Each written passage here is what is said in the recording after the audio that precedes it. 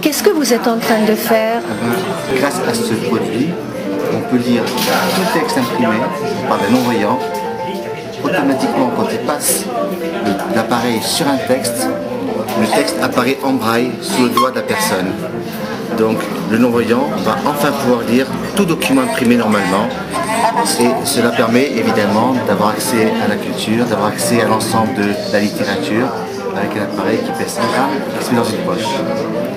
Vous n'êtes pas non-voyant, mais l'inventeur de ce système ingénieux. Tout à fait, je suis l'inventeur. En fait, l'idée m'est venue il y a très longtemps parce que ma sœur était amblyopes. Elle avait besoin d'apprendre le braille. Et puis elle me disait tout le temps, pourquoi vais-je apprendre le braille alors que rien n'est écrit en braille? Alors cet appareil permet de faire en sorte que tout se passe comme si tout était écrit en braille.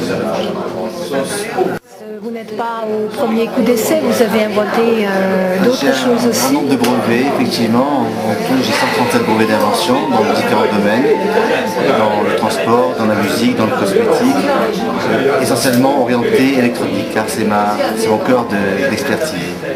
Alors par exemple, quelques autres inventions, si vous pouvez citer. Alors j'ai inventé un piano par exemple qui s'enroule, qui peut se mettre dans une poche et qui reproduit les sons d'un véritable piano. J'ai inventé un appareil qui peut se mettre sur un mur et qui a la forme d'un miroir qui se transforme en centrale vapeur. J'ai un cursus un petit peu atypique et entre autres j'ai un diplôme de pâtissier en acupuncture chinoise. Et dans les années 78, beaucoup de la mode était des aiguilles d'or qui permettaient d'obtenir un petit lifting qui marchait 5-6 semaines, et avec les problèmes de la chimie, etc., personne n'acceptait de se faire appliquer par des aiguilles Or, jeter des aiguilles d'or à chaque usage, ça coûtait une fortune. Donc j'ai imaginé un appareil qui recevait des capsules d'or et qui, par le fait d'un courant électrique continu, allait transférer les capsules d'or de l'anode à la cathode, autrement dit de la capsule à la peau, via bien sûr un sel d'or. Et on a testé sur un certain nombre de personnes, et les résultats sont tout à fait probants. Aujourd'hui, on arrive à obtenir un effet jeunesse tout à fait palpable et mesurable.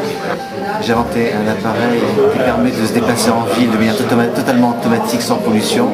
C'est un très gros projet sur lequel je travaille en ce moment. Donc des petits projets, des moyens projets, et puis aussi des projets à dimension internationale. Donc VEVA2, c'est un système de transport totalement automatisé qui permet de se déplacer d'un point à un autre de manière totalement automatique.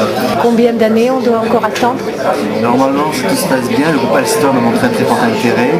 Ça devrait sortir sous forme de prototype fonctionnel, en modèle réduit, dans 1 an à peu près.